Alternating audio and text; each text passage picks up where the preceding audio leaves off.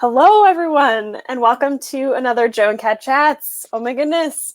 We are coming at you today to talk about vaccines and medical apartheid. I'm really excited for this. It was kind of a last minute topic that Joe suggested, so I'm really excited to get into it.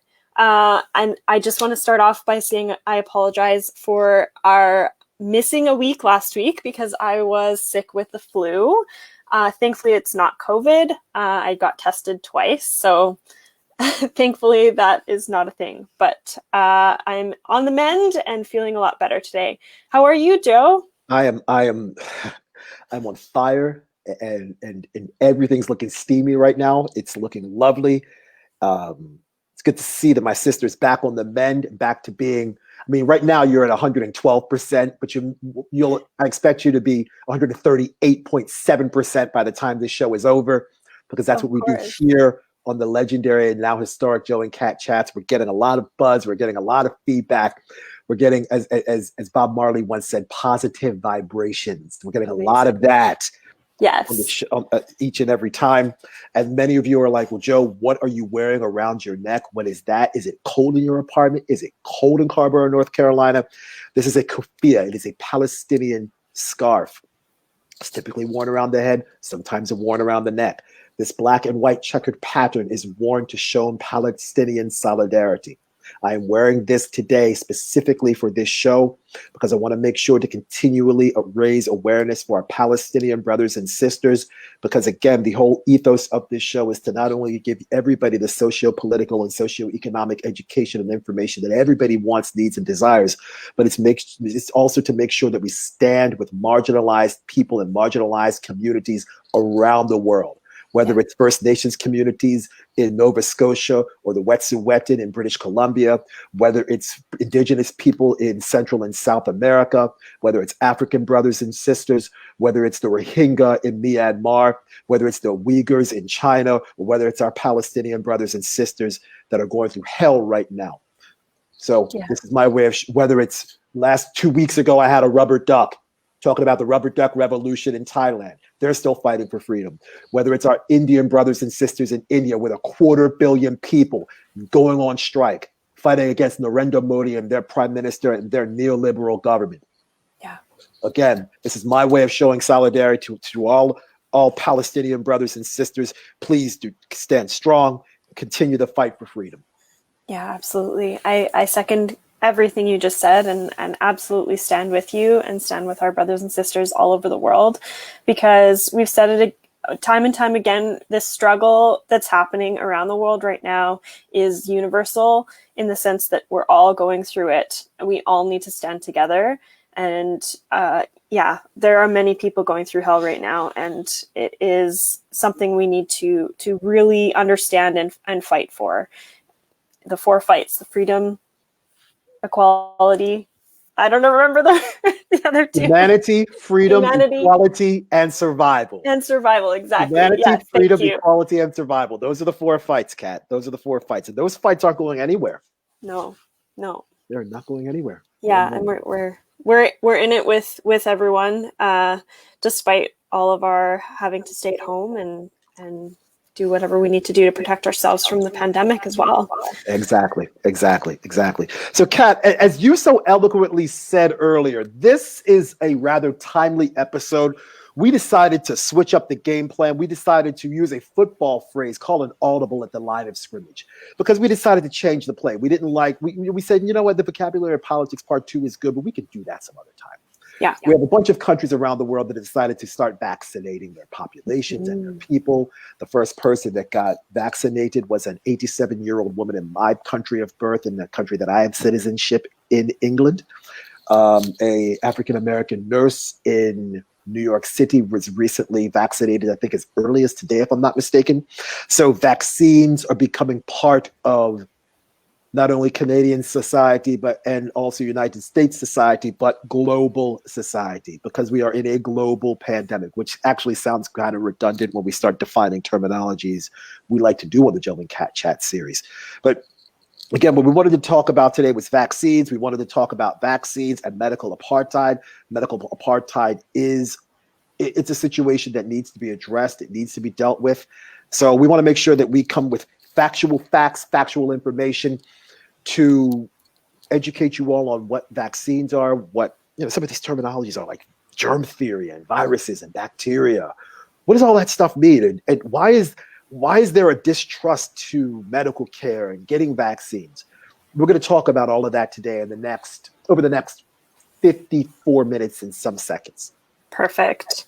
Yeah, no, I'm in total agreement. It's a really timely moment to be discussing this because there's a lot of information happening around us. We're being bombarded with it as usual, but I've seen a lot of misinformation online recently. I've seen a lot of people, hesitant to get a vaccine, and I definitely think we're going to discuss why.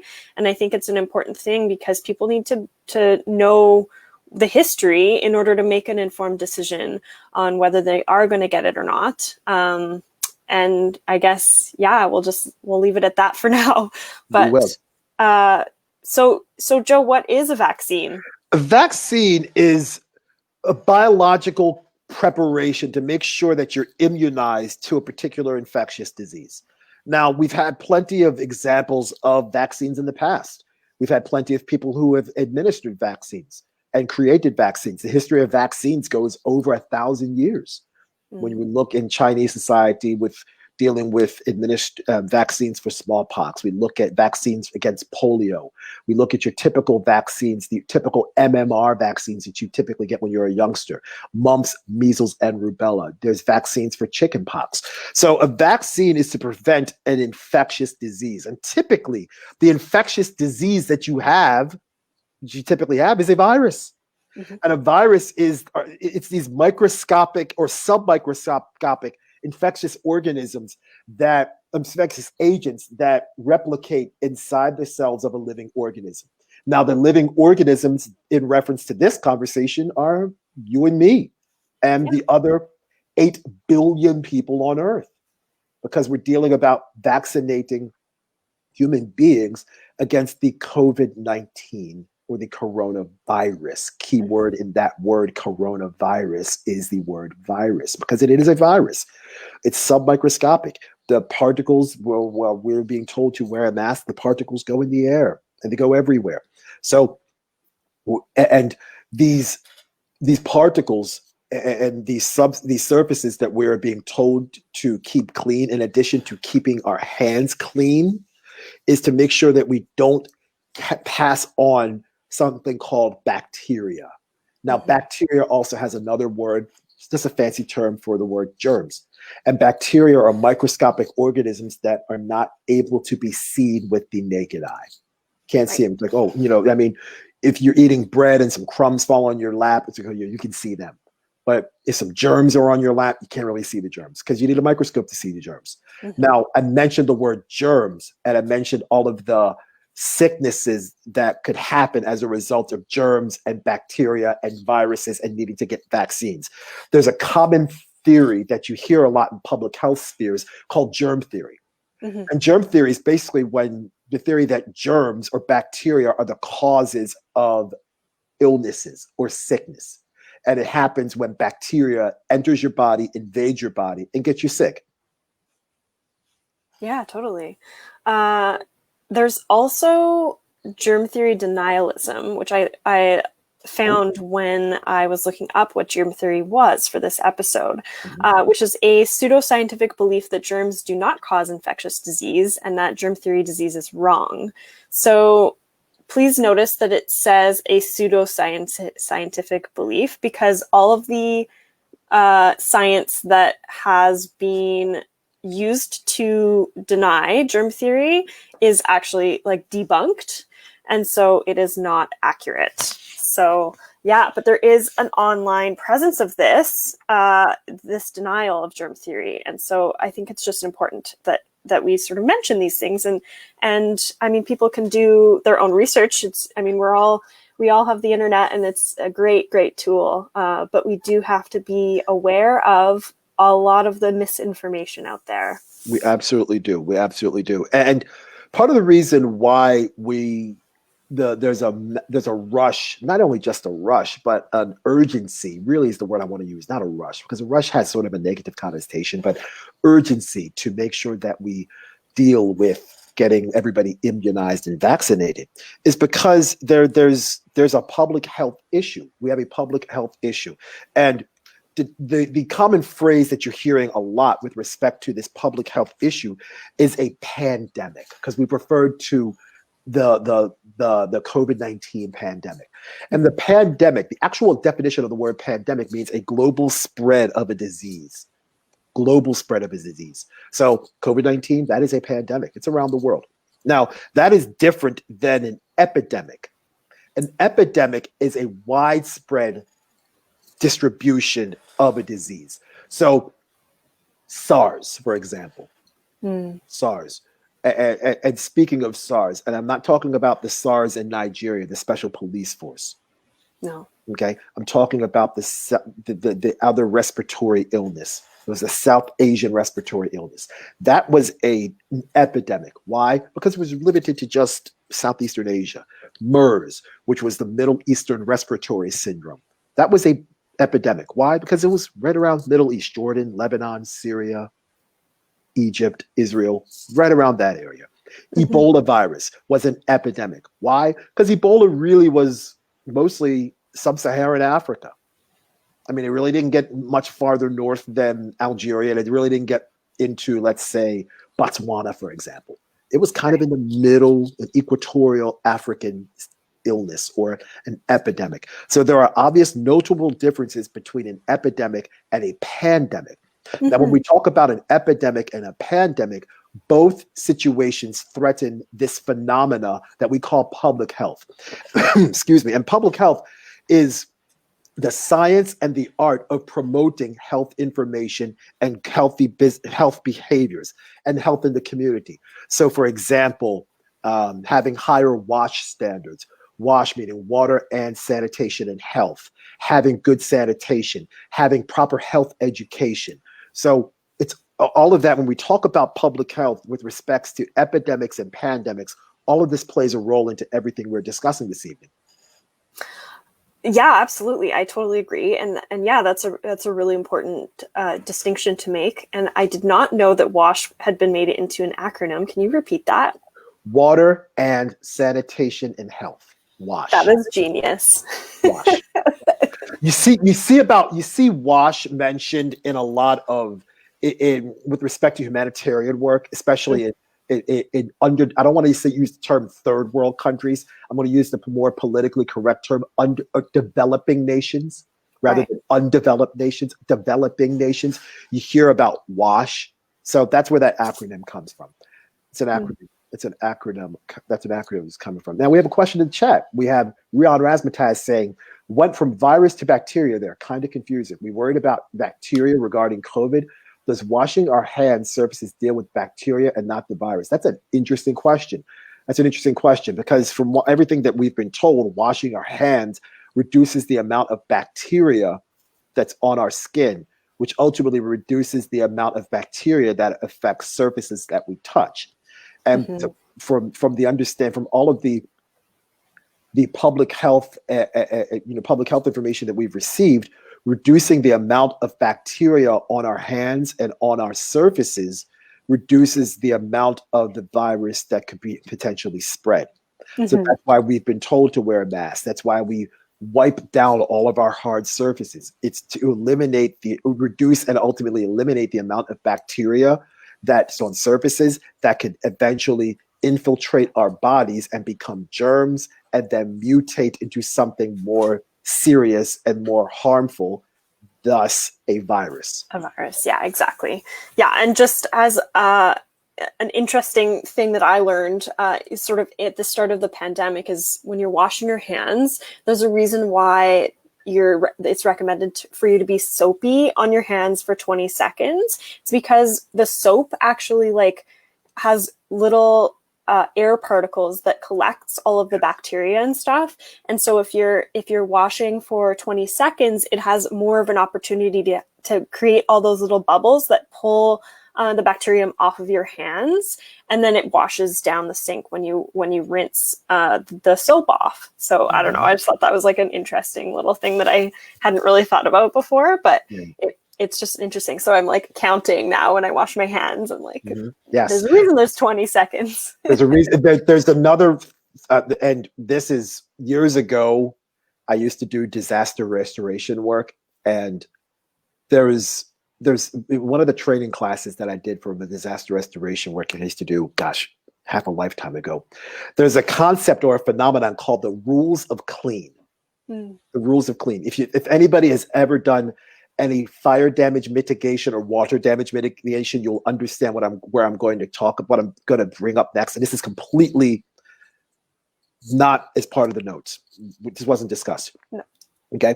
And this is part of the reason why when you wash your hands, you're supposed to wash your hands with soap and wash your hands for a particular amount of time. Because part of being able to clean, whether it's your hands, whether it's a carpet, a wall, upholstery, it involves 3 particular steps. You need 3 pieces in order to follow the rules of clean. There are 3 rules. You need agitation, you need a detergent, and you need something what's called dwell time. Okay. Agitation, detergent, dwell time. So agitation. Yeah. Literally detergent. Movement. Literally shaking up the dirt particles on your hands. Detergent, soap, dwell time. Actually agitating your hands and letting the detergent sit on the surface that is affected, so you can eventually remove the bacteria and germs from the surface that needs to be cleaned. Otherwise, the rules of clean. So agitation, detergent, dwell time, the rules of clean. Very cool. Yeah, this is really informative. Thank you. You're very welcome. Awesome. So yeah, hopefully we answered your question, friend. And getting back to sort of the definitions of stuff, there's something that comes up when you're reading about all of this stuff, viruses, germs, all this stuff. When we're talking about research, we come across this term called a placebo. Now, I feel like a lot of people probably understand kind of what that is, but for clarity's sake, so a placebo is a harmless pill, a medicine, procedure, whatever it may be, that's prescribed more for the psychological benefit to the patient than any physiological needs or effects. So it's a substance that has no therapeutic effect. So it doesn't actually do anything to help prevent or make whatever you're trying to help better. But it's used as a control in testing new drugs, and it's a measure designed merely to calm or please someone. So basically what that means is a placebo tricks you into thinking you're getting medicine to see if your body still reacts the way that it would if you actually got the medicine. Correct. And so it's a deception for your brain. And the placebo effect is a real thing. Absolutely is. Yeah. So, and that's a really interesting phenomena. I find it really interesting. I think about it all the time because, a lot of people, might be thinking that the vaccine is doing something when they got a placebo, like in trials and stuff. And so I find that phenomena really interesting when people get better in research when they haven't actually had the medicine. Absolutely. And part of the reason why you administer placebos is not just to determine whether it's a psychological remedy rather than a physiological remedy. It's also used in different types of evaluations. So you might you might administer a placebo when doing a particular type of evaluation, because you'll have the treatment group, and then you'll have the placebo group, or the group that's not being treated, that doesn't receive the treatment. And then you'll go ahead and perform the treatment or the experiment. And then you'll figure out, okay, well, what did the treatment group, what benefits did they get from the treatment, and the placebo group? Was there any sort of measurable differences between the two? Yeah. And that having a placebo is an excellent way to do an evaluation on a particular program or a particular population, because it eliminates a lot of different biases. It eliminates a lot of different biases, because if you eliminate, for example, self-selection bias or historical bias or recency bias or any of the other types of biases that come up when you're doing any sort of evaluation, and you administer a placebo to the treatment group and you administer the actual treatment to the focus group, then and you eliminate the bias, you control for bias, the only other option in terms of measurable differences between the group that received the treatment and the group that did not receive the treatment is that placebo. The placebo is that neutrality that you need in order to make sure that there's no other external forces or other variables that can affect the outcome of the treatment you're administering. Right. Yeah. And that's why it's called the control group, because it allows you to control all of the other factors around, except for this one thing that may, that's why there's the two groups. So exactly. Yeah. Interesting. Absolutely. Now, when we start talking about dealing with vaccines and immunity, one of the terms that we've heard so much, and we heard it specifically in Sweden, where Sweden didn't put masks on. Sweden didn't do any sort of physical distancing. Sweden had a concept, went through what's called herd immunity. And herd immunity was basically saying that we have a strongly immunized population that is so strong that the virus doesn't allow itself to get a foothold in the population. So there's no way for the virus to say, hey, you know what? Yeah, okay, we're going to infect this person, this community, this community, this community. Well, you know what? There's so many people that are immunized and their physical bodies can withstand the virus, that the virus doesn't have that fancy term that we used when we talked about a virus called a host. The virus doesn't have a host where the virus can manifest and build itself into something that can eventually become an epidemic or a pandemic. Mm-hmm.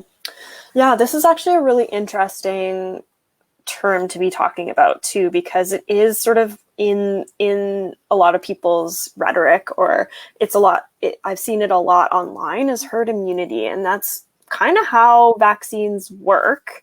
I mean, the concept is the more people get the vaccine, the more the more people have the antibodies because they've received the vaccine, and the more resistance there is to whatever virus that you're talking about that the vaccine is for.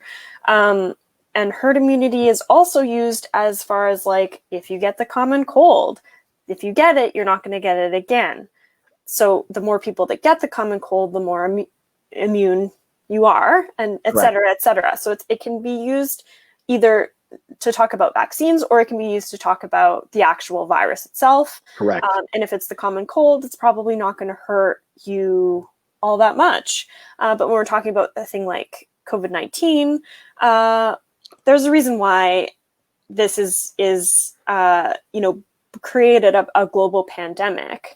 And the herd immunity, by giving everyone this virus, is not the answer, because it's killing so many people that and really impacting long term. And because it's a novel virus, which means new, we don't know how it's going to impact everyone.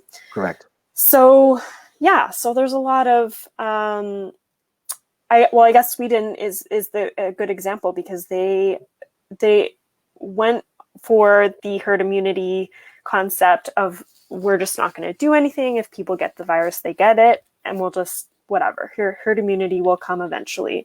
And that it has utterly failed, because COVID-19 is particularly deadly.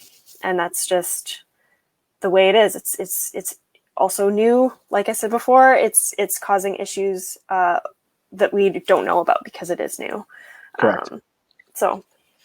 Correct. And we've had plenty of other instances of these types of viruses that have gone around, AIDS, HIV, AIDS, SARS, the various types of flus that we've seen over the past decade, bird flu, otherwise known as the avian flu. We had the swine flu, sometimes called the pig flu. I remember when I was in Asia about 3 or 4 years ago, there was the horse flu. Okay. We had the horse flu. We had the horse, swine. So it's very anthrax. Yeah.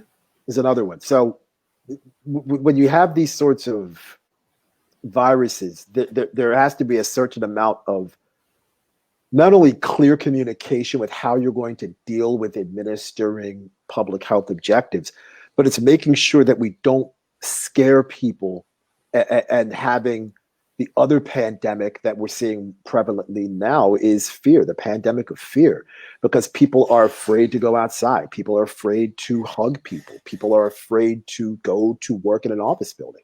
People are afraid to get on airplanes. People are afraid to go to the grocery store. And that's sort of having, having clear communication and clear objectives with what you're going to communicate, especially in this public health crisis that we are in right now, is absolutely important. There's a quote that I want to read from a New York, I think it's a New York Times author named Peter Sandman.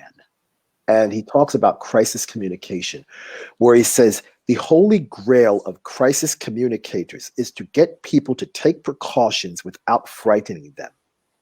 This is like trying to write a novel without using the letter E.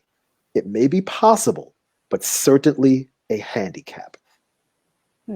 So how do we create the sorts of spheres of communication that are necessary, the 3 spheres being personal, technical, and public? How do we go ahead and make sure that we communicate what we need to communicate to our populations without scaring people? That is a very good question.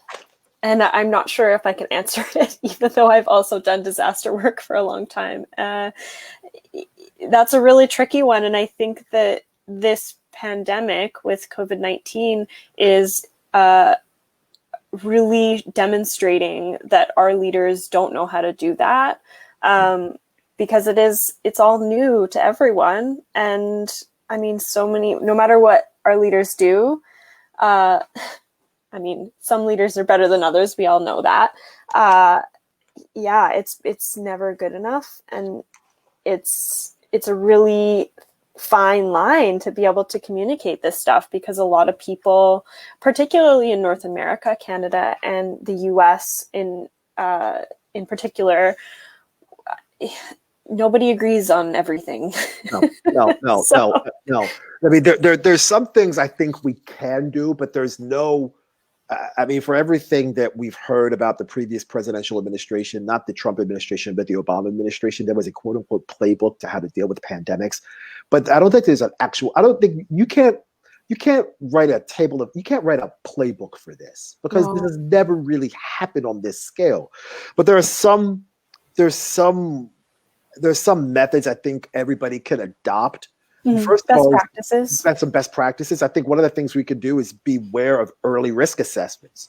We can be careful and say, oh, whoa, okay, well, hey, you know what? It might be this. It might be this. Okay, we'll take everything with a quote unquote grain of salt.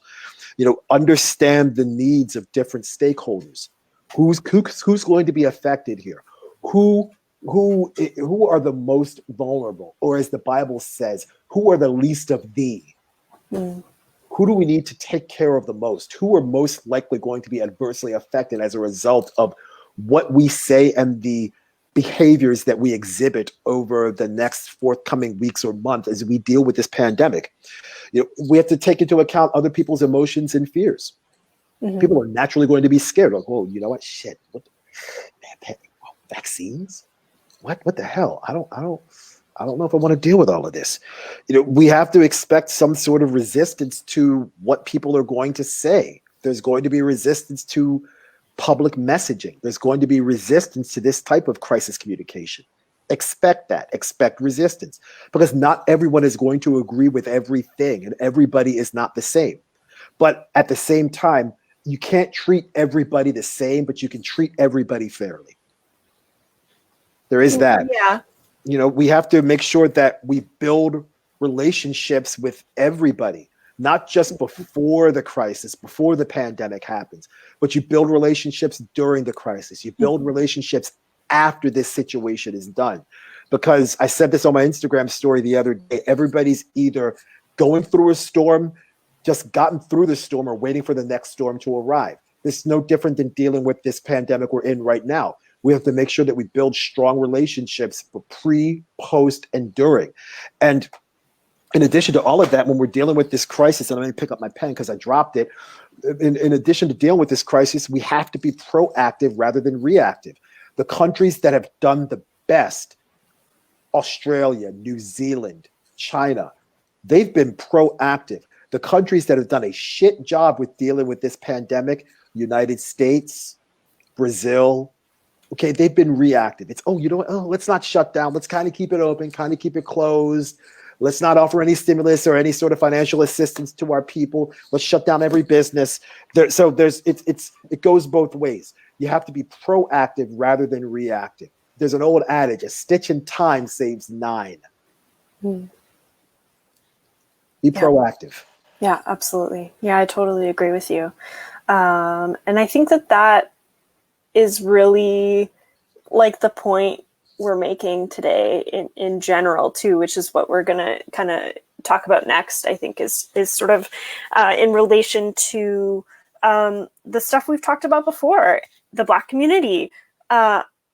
We've talked about community care before, and that's what this is about. This is about having those relationships and building them to create community care so that we can face obstacles when they do come up, and we can be proactive, like you just said, and we can have the resources to do so. And I think that part of what we wanted to talk about today with medical apartheid, particularly, is demonstrating the failures of our medical system, and the failure of not having community care, and the mistrust involved in that, because that is also part of why sort of this vaccine misinformation is so prevalent too, is because there is not trust in the institutions that we've built. And we've talked about why, because they're built on oppression and systemic racism and sexism and all the things. Exactly. And when we talk about medical apartheid, it's the unequal or unequal treatment of certain marginalized populations, right, or underrepresented populations getting access to medical care, or getting receiving lower quality medical care. Lower quality medical care. And we've seen plenty of examples of, and part of that medical apartheid comes from colonialism, right? It comes from capitalism. Yeah. It comes from indentured servitude. Yeah. It comes from a skewed medical history. It comes from barbaric medical practices. But a big reason why you have so much medical apartheid is, quite honestly, a lack of informed consent. Absolutely. Okay? Informed consent.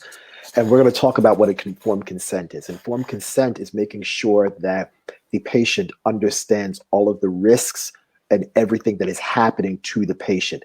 And that is up to and including ending their treatment, stopping their treatment, and starting it up again, certain types of medications, anything. So, excuse me. So informed consent is important. And there are plenty of examples where barbaric medical practices have been happened on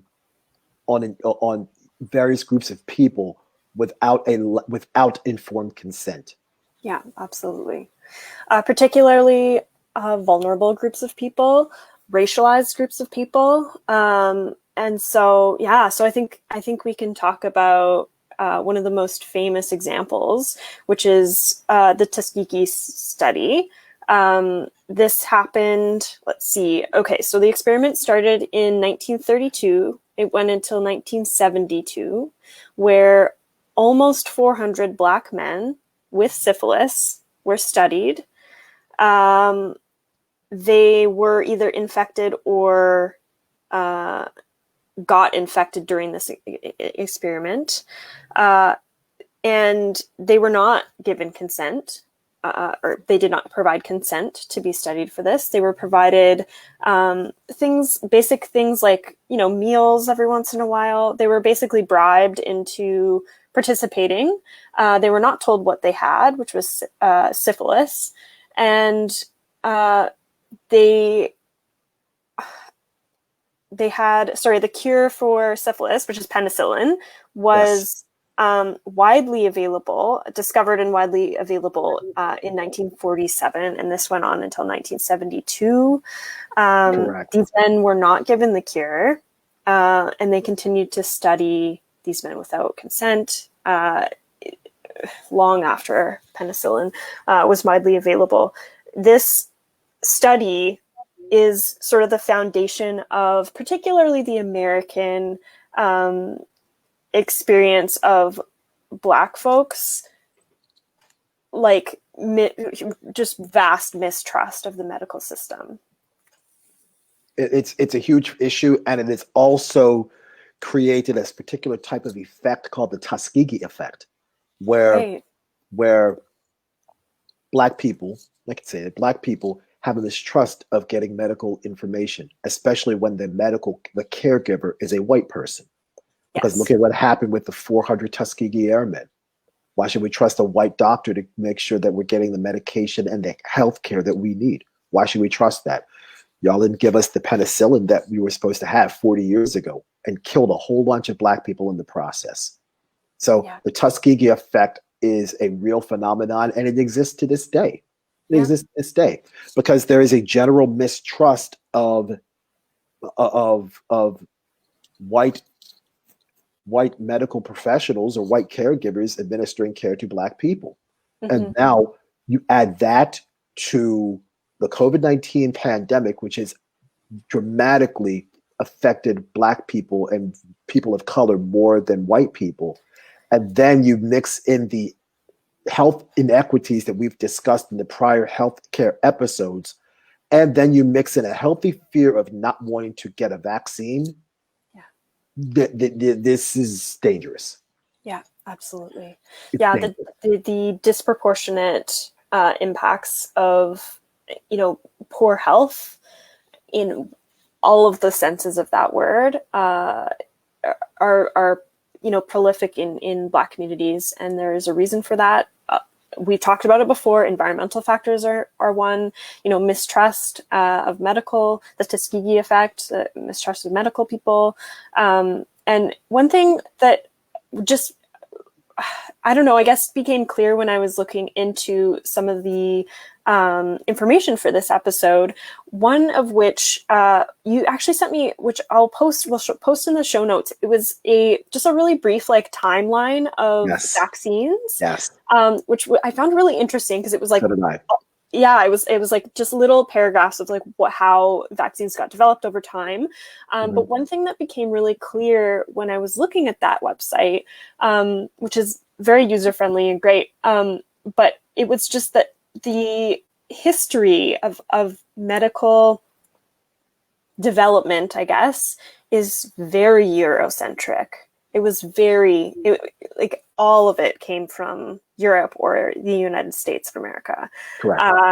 From white colonial settlers in the US, if it did come from the US.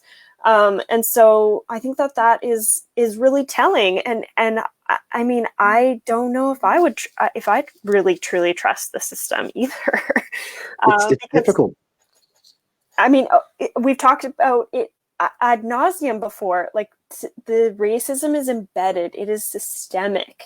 And this is not separated from medical advancement or research or any of this. Nope. And so this subject is so important because it's so topical, but we cannot divorce it from the racist history. Absolutely And that's not. exactly what the Tuskegee experiment and the Tuskegee Effect demonstrates, because there are countless, it's not just this study, this is just the most famous one. There are countless instances of racism and like horrendous. Yeah, I mean, I would argue that this is the most widely known one, the Tuskegee Effect. But in terms of an actual impact, I would argue that the next one I'm going to talk about is a Black woman named Henrietta Lacks.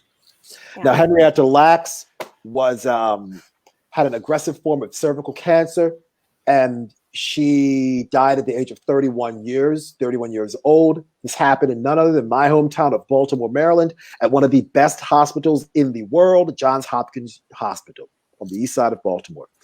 They looked at her cells and they said, wow, you know what? These cancer cells, they're able to survive in this cancerous environment. What's going on with them? So they performed all sorts of experiments with her cancer cells without her consent.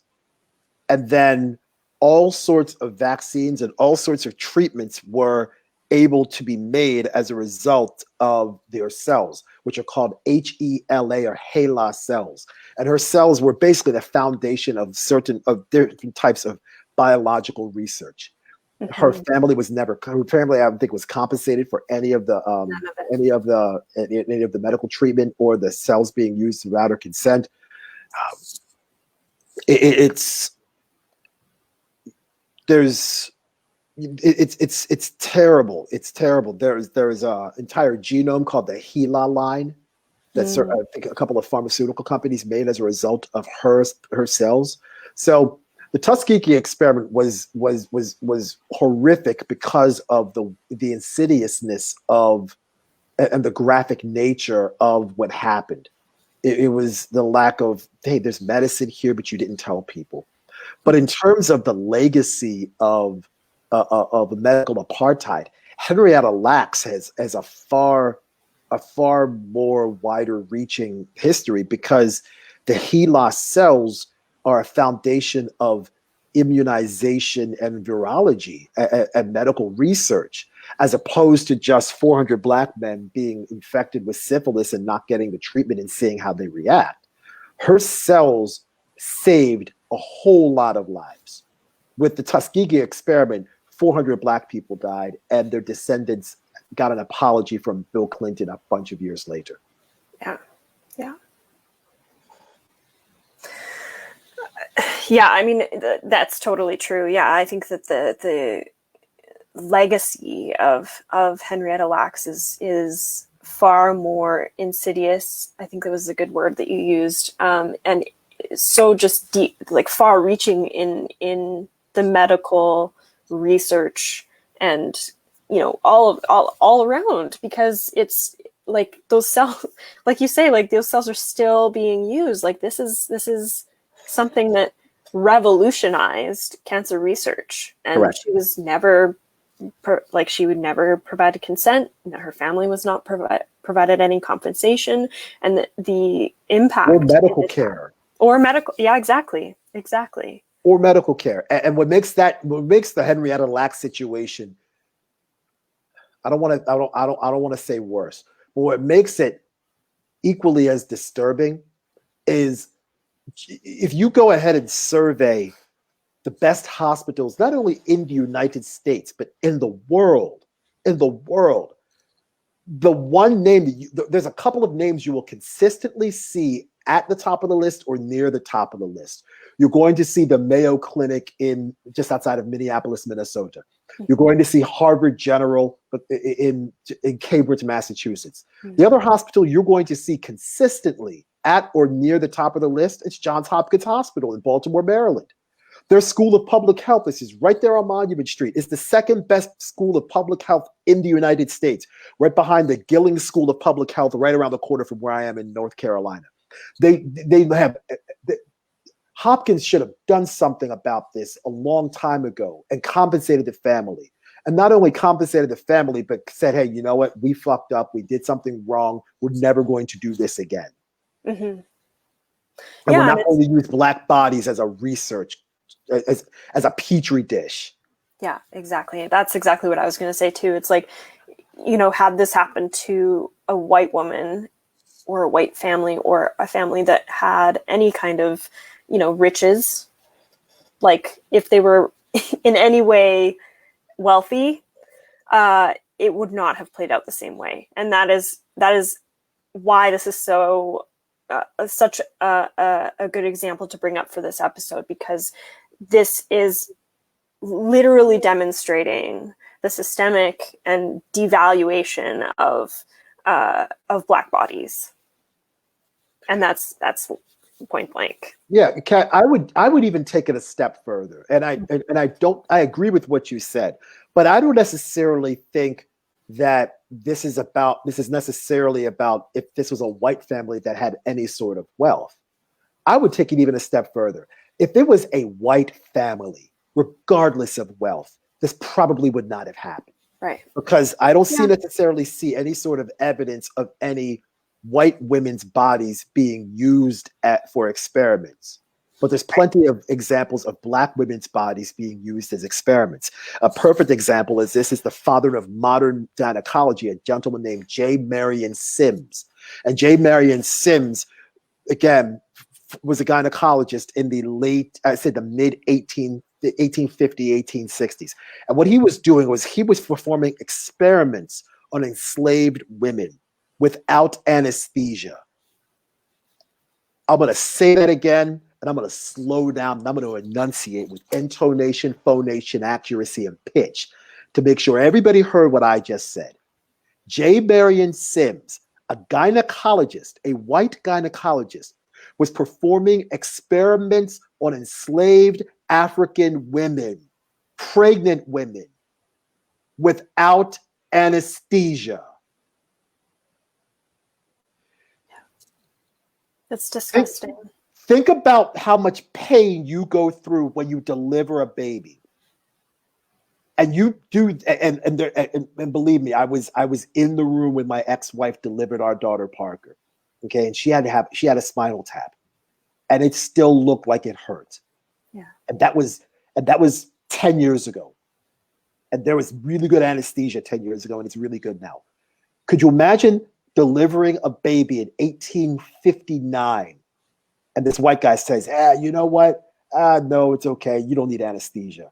And while we're doing that, we're going to see how your vagina reacts to this. And we're going to see how you react to pain when the baby is delivered head out. And we're going to see how you react to pain when the baby is delivered feet first. And we're going to see what happens if you have an ectopic pregnancy. This fucking bastard did that. Yeah. To women without anesthesia. Yeah, I think that this is another really good example of how the history of quote unquote medical advancement is, I think the right word to use is barbaric. It's racist, it's barbaric, and it is rife with it's dripping with colonialism. It's the utter exploitation and devaluation of bodies that are not white and European. When we hear the phrase Black Lives Matter, this also applies. Yeah. This also applies. Because I guarantee you, if Jerry Marion Sims wasn't trying this on a white lady back in 1859. No, I think the only reason why he was able to do the shit that he did was because he was doing it on Black enslaved women. Black enslaved women. And guess what? Black people back in, let's say, 1859, I'm using that number as an example, in 1859, didn't have any rights. Why? Because they were slaves. And why were they slaves? Because the 13th Amendment to the Constitution didn't grant them emancipation until 1865. Yeah. So Black women,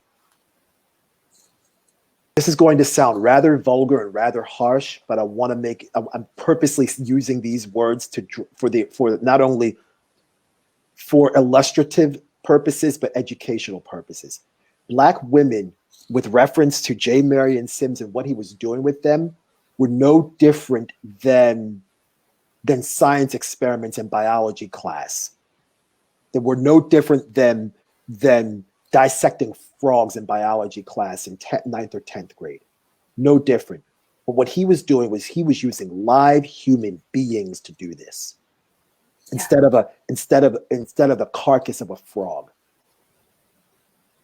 Yeah.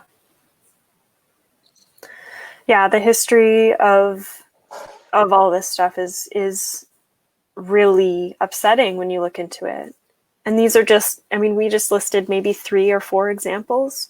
And my goodness, there are many, many, many, many more. And these are just like North American centric examples. Of course. I mean, if we want to take it, to Europe. Let's take it to Nazi Germany. Yeah. Let's look at what Nazi Germany did. There was I forget the doctor's name. I think it's Warburg. I think the doctor's name was, and what he was doing with gassing Jews, and they're performing experiments to see how they would react to the gases. Yeah. Another example. How about Japan Unit 731, where Japanese soldiers were gassing Chinese people in China and seeing how they would react to gas. If we're talking about the United States and taking it to Central America, how about the Guatemala Syphilis study between, I think, 1946 and 1948, where the United States Army and the Guatemalan Army combined to join forces to say, hey, you know what? You see all these Guatemalan prisoners and these mental health people, the mental health patients, in this mental health asylum? Let's give them syphilis too and see how they react and see how they deal with it. So when we talk about colonialism and the United States being an empire, we talked about that several episodes ago, and we talked about the military-industrial complex. The military-industrial complex isn't just about dropping bombs or drones or having a bunch of soldiers go up and shooting up people. It's this shit too. It's biological warfare. Absolutely. It's this shit too. Yeah. Yeah, and let's be real, like this, like I said before, the medical advancement with air quotes around it, I mean, a lot of the medical advancements we've made with Western medicine, particularly, have come from things like war and the utter pain and suffering of human beings that are seen as not valuable. They're seen as the enemy. They're seen as whatever else. We all know the war rhetoric. You've been living through it in a way for the last 4 years with Trump. Nazi Germany is something that people can look into themselves. There are many, many examples. And that time period is why we have ethics approval now, because of all of the disgusting and horrible things they did. And I would argue that ethics is not perfect. We are far from, doing things ethically, in my opinion now, but yeah, that's sort of the dawn of consent and ethics, in sort of particularly in the research, university research realm. I don't know. I don't know if I have much else to say. It's something that I think we need to be aware of. For those listening and those, curious about this stuff, please look into it yourself. It's very, I don't know. It's just problematic, and it demonstrates really clearly how rife medical stuff is with all of the problems. It demonstrates the problems that we've been talking about for weeks, for months, so clearly. And it's, no wonder people don't have trust in the medical system, particularly in places like Pfizer, who are drug companies that are, we can add in the layer of capitalism and how exploitative that is. We absolutely can. We can add in Pfizer, Moderna, all of these.